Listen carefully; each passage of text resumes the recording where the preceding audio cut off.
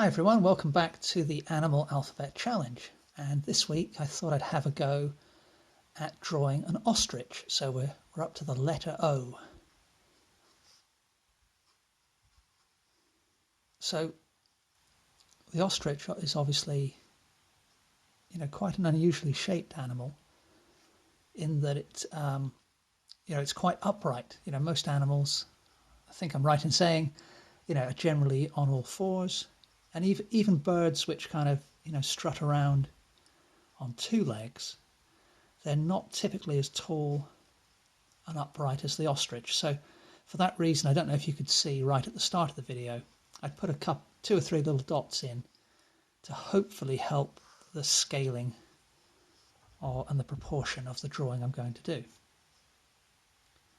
And you can see I'm being quite tentative with the marks I'm making. I'm just using dotted lines, and that's a good tip if you're using something like a Sharpie, as I am today, because obviously once I've put a mark down with the Sharpie, it's there and there's nothing much I can do to remove it. I can try and disguise mistakes, but I can't really get rid of them. So we'll do our best to get things reasonably well proportioned,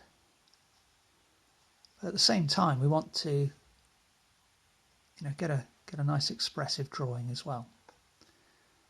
Okay, so the shape's looking not too bad. So having done that, what I'm going to do now is work my way back around the drawing,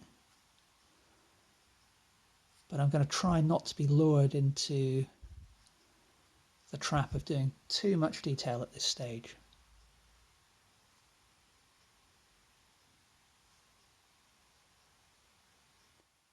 So I'm just trying to pick out the key shapes and the key shadows. And I can also refine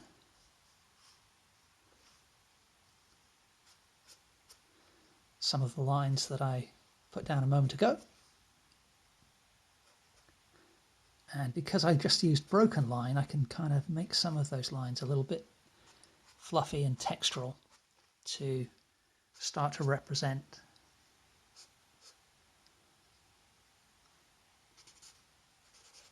some of the feathers.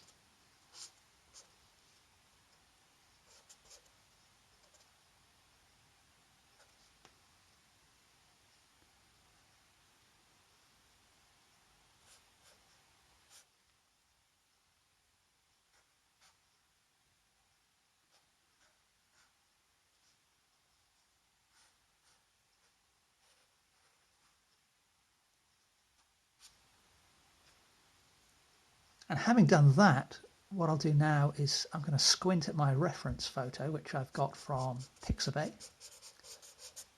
and I'm simply going to pick out the areas that are in shadow.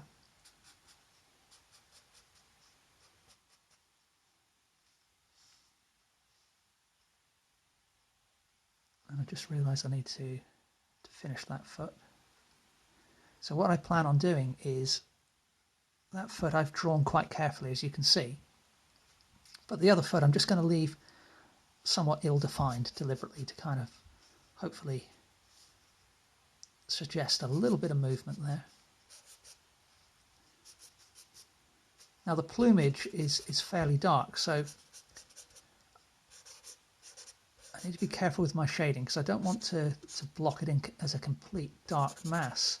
I still want some sense of light falling from above, so the lower part is somewhat darker than the upper part. But that said, we can get a little bit of texture in there as well.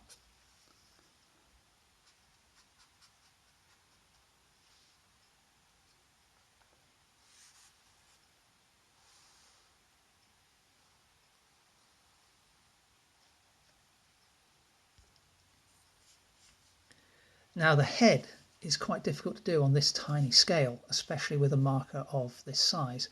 But that's part of the challenge that I've taken on. So what I'm going to do is try and keep things as simple as possible. but hopefully still make an effective image. So I've just popped in a couple of nostrils and redefined the mouth there. And then the eyes are obviously key to expression. So we'll see what we can do with on this small scale.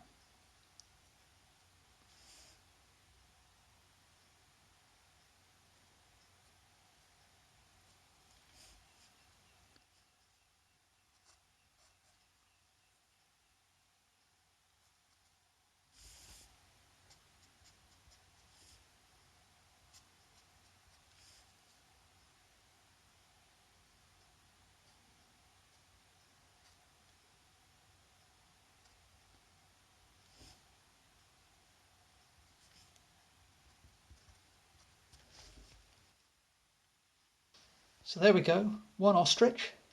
And although, there's not a huge amount of detail in it, I think I've captured a certain sense of movement and grace that the animal has.